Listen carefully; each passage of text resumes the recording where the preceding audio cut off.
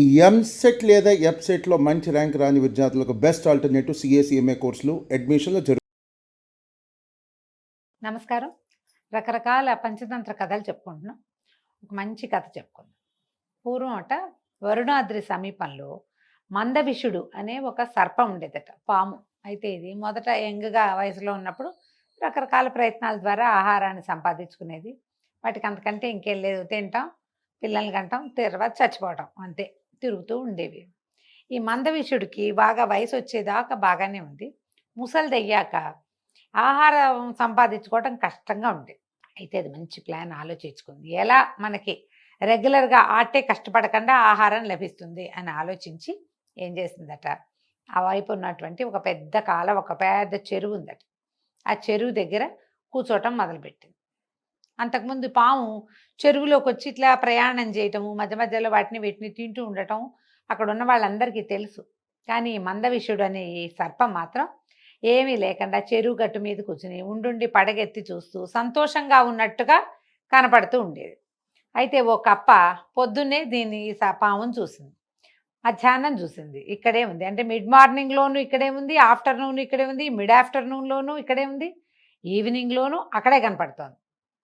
ఏమిటి ఇట్లా ఈ సమయాల్లో పాము ఇలాగే ఉంది, కదలలేదు ఎందుకు అని ఈ కప్ప ఏం చేసింది, ఎగురుకుంటూ పోయి ఆ పాము దగ్గర, మందవిషుడి దగ్గర ఆగి, ఓ మామ, ఏమిటి నువ్వు ఇదివరకట్లాగా జలవిహారం చేయటం లేదు, నీకు ఆహారం వద్దా, ఆహార ప్రయత్నం చేయవేమిటి, పొద్దున్న చూశాను, తర్వాత చూసా ఎన్నిసార్లు చూసినా నువ్వు ఇక్కడే ఉన్నావు, ఏమిటి సంగతి, ఎందుకు ఇటాగే ఉన్నావు నువ్వు అంటే, ఈ సర్పం అంటే మామూలుగా ఆకలిగా ఉన్న వాళ్ళ ధోరణి వేరు, సంతృప్తిగా ఉండే వాళ్ళ ధోరణి వేరుంటుంది కదా. ఒక సంతృప్తికరమైన ఒక ధోరణి కనబరుస్తూ ఏమందంటే, ఓ స్నేహితుడా, నాకెందుకో ఈ పని, నేను చాలా దురదృష్టవంతుణ్ణి, నా వల్ల ఒక పొరపాటు జరిగింది, దానివల్ల నాకు ఒక శాపం తగిలింది, ఆ శాపం వల్ల నేను ఇట్లా ఉన్నాను అనేసరికి కప్ప ఆశ్చర్యపోయింది. అయ్యో అయ్యో, నీకేం జరిగింది మావా, ఏం జరిగిందో చెప్పు నాకు చెప్పంటే, నేను ఒక కప్పను పట్టుకుందామని బయలుదేరాను, ఆ కప్ప నాకు అందకుండా ఎగిరింది, అది ఎగురుతుంటే దాని వెనకాల పడిపోయాను, వెనకాల పడితే ఈ చెరువుకి అవతల వైపున ఉన్నటువంటి ఒక ఒడ్డులో చాలామంది బ్రాహ్మణ సమాజం నిలబడింది, పోయి ఆ కప్పేమో ఆ బ్రాహ్మణ సమాజంలో దూరిపోయింది. నేను కూడా యథాశక్తి ప్రయత్నం చేసే సమాజంలోకి వెళ్ళాను, వెళ్తే ఆ బ్రాహ్మణ గురువు గారి కుమారుడు ఒక నల్లని ఎత్తైన వాడు ఉంటే వాడి బొటన వేలును చూసి కప్ప అనుకుని దాన్ని పట్టుకోబోయాను. కప్పని పాము పట్టుకోవాలని ఎట్లా పట్టుకుంటుంది, చేతులు కాళ్ళు లేవు కదా, ఆ నోరు పెట్టి అంటుంది. అనేసరికల్లా కాటు అందుకుని బ్రాహ్మణాయన కుమారుడేమో చనిపోయాడు. దాంతో ఆ బ్రాహ్మణాయన, ఎవరెవరా దుష్ట సర్పమా, మందవిషుడా, నీకు బుద్ధి లేదు, జ్ఞానం లేదు, కప్ప అనుకుని నా కుమారుడిని కరిచావు, మరి కుమారుడు కాస్త చనిపోయాడు, నువ్వు కప్పలకి వాహనాన్ని అవుదువుగాక, నువ్వు కప్పలకే వాహనంగా అయిపోతావు, అంతే నీవు అని నన్ను శపించాడు. ఏ రకంగా శాపం ఇదవుతుందో తెలియలేదు, ఏ కప్ప నా దగ్గరకు వచ్చి వాహనంగా ఉంటుందో నాకు తెలీదు, బోలెడని గొప్ప కప్పలు ఉన్నటువంటి ఈ చెరువు దగ్గర కూర్చుంటే ఆ ఏదో రకంగా శాపావసానం జరుగుతుందని ఇక్కడే ఉన్నాను, ఆహారం లేదు, ఏమీ లేదు, నాకు ఆసక్తి లేదు అని చెప్పేసరికల్లా కప్ప ఆశ్చర్యపోయింది. ఏమిటి, ఒక పెద్ద పాము, పూర్వకాలంలో మా పూర్వీకులందరినీ శుభ్రంగా పొట్టను పెట్టుకున్నాడు వీడే మాకు వాహనంగా అవుతానంటున్నాడే, వింతగా ఉందని, ఒరోయ్ నీకు తెలుసుట్రా అని వాడి ఫ్రెండ్కి, ఆ తర్వాత వాళ్ళ మావయ్య కొడుక్కి, బావయ్య కొడుక్కి, శుభ్ర మొత్తం అందరికీ ఈ కప్ప ఎవరైతే ఈ వార్త తెలుసుకుందో చేరేసింది. అందరికీ చేరవేస్తే వీళ్ళలో కొంతమంది పెద్దవాళ్ళు ఏమన్నారు, అయ్యో మన రాజున్నాడు జలపాదుడు, ఆయనకి చెప్పాలి, రారా అని ఈ కప్పని జలపాదుడి దగ్గరికి తీసుకుపోయారు. జలపాదుడు అని ఒక పెద్ద కప్ప, బోదురు కప్ప, ఈ కప్పలకి రాజు. అక్కడికి వెళ్ళాక ఈ విషయం అంతా చెప్పేసరికి జలపాదుడు అన్నాడు, అయ్యో అదేమిటి, మనతో మన చెరువులోనే తిరిగేవాడు కదా, అతనికి వాహనం అవి అవకాశం ఉంటే మనమే తీసుకుందాం, వేరే చోటకి ఎందుకు పోనీయాలి, చిన్నప్పటి నుంచి మనమే చూస్తున్నాం కదా అతన్ని అని చెప్పేసి ఓ 2-3 పెద్ద మనిషి కప్పల్ని వెంబడి పెట్టుకుని ఈ బోదురు కప్ప పాము దగ్గరికి వెళ్ళింది. ఓ మందవిషుడా, నీకు ఇలాంటి శాపం వచ్చినందుకు మేము చాలా బాధపడుతున్నాం, నువ్వేం పర్వాలేదు, మాకు వాహనం అవుదు, కానీ చిన్నతనం నుంచి నువ్వు ఇక్కడే తిరిగావు, మీ అన్నలు తమ్ముళ్ళు కూడా ఇక్కడ వాళ్ళే, మనమంతా ఒకే చోట వాళ్ళమే, నువ్వు మా దగ్గర ఉండు అని చెప్తే, సరే ఆ మందవిషుడు అనే పాము చాలా సంతోషించి గాల్లోకి ఆనందంతో బుసలు కొట్టి చెరువులోకి దిగింది.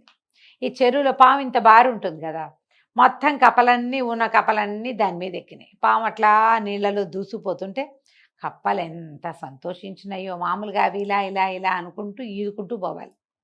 ఇప్పుడు హాయిగా పాము మీద మెత్తగా కూర్చుంటే అదే తీసుకెళ్ళిపోతుంది. మామ అక్కడ దింపు, ఇక్కడ దింపు, అక్కడ దింపు, బాబాయ్ వాళ్ళ ఇంటికి వెళ్తాం, పిన్ని వాళ్ళ ఇంటికి వెళ్తామని ఆ చెరువు మొత్తం మీద ఎక్కడెక్కడ ఎవరెవరి చుట్టాల ఇళ్ళుంటే ఆయా ప్రాంతాలన్నింటికి పాము మీదే తిరిగినాయి కప్ప పిల్లలన్నీ. చిన్న కప్పలు, పెద్ద కప్పలు కూడా. మధ్య మధ్యలో జలపాదులు లాంటి బోదురు కప్పలు కూడా ఎక్కినాయి. ఉత్సాహంగా అసలు ఆ పాము మీద వెళ్తూ ఉంటే ఉంది, మజా వచ్చింది కప్పలన్నిటికీ. చాలా సంతోషించింది. అయితే రెండో రోజు సాయంత్రానికి ఈ వేగం తగ్గిపోయింది. పాము ఇటాటి మెల్లిగా వెళ్తుంది.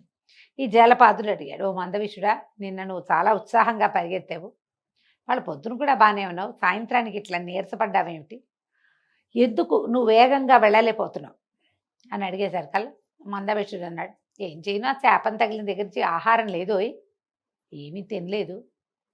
ఏం ఉద్రేకం ఉంటుంది, ఏం ఉత్సాహం ఉంటుంది ఎవరికైనా తిండి లేకపోతే అనగానే జలపాదుడు అన్నాడు, దానికేముంది, చిన్న చిన్న కప్పలు చాలా ఉన్నాయి కదా, ఓ గుప్పెడు కప్పలు వేసుకో నోట్లో సరిపోతుంది అన్నాడు. అనేసరికి ఈ మందవిషుడు సంతోషించాడు. ఇదే కదా నా ఉద్దేశం. ఆ ఋషిగారు, ఆ బ్రాహ్మణాయన శాపం కూడా అదే. కప్పలు దయతలిచి నీకు ఆహారం పెడితే తిను అన్నాడు. నువ్వు దయతలిచావు, నేను తింటాను, చాలా సంతోషం అని ఓ ఇన్ని కప్పల్ని భక్షించి జామని తిరగటం మొదలుపెట్టింది.